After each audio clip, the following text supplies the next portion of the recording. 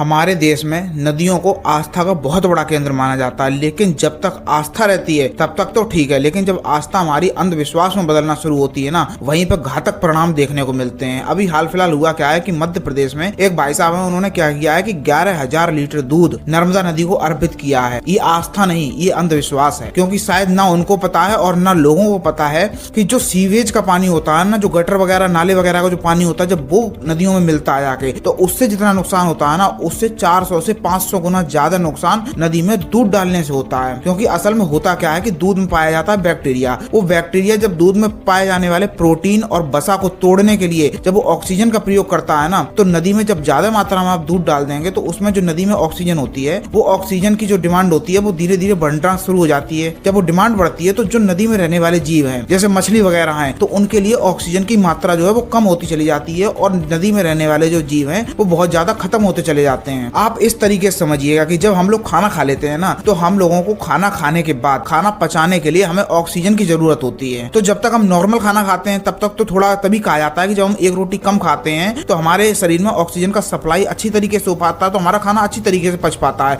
लेकिन अगर वहीं पे हम फास्ट फूड खा लें, पिज्जा बर्गर एकदम से पूरा यहाँ तक गले तक मतलब भर लें, तो ऑक्सीजन लेने में भी, सांस लेने में भी आपने महसूस किया होगा कि हमें दिक्कत होने लगती है, क्योंकि हमारे शरीर में ऑक्सीजन जो लेवल होता है ना, वो धीरे धीरे डाउन होता चला जाता है। और इसी तरीके से नदी में भी होता है। इसीलिए कहा गया है कि नदियों को आस्था का केंद्र रहने दें, अंधविश्वास का गढ़ ना बनाएं।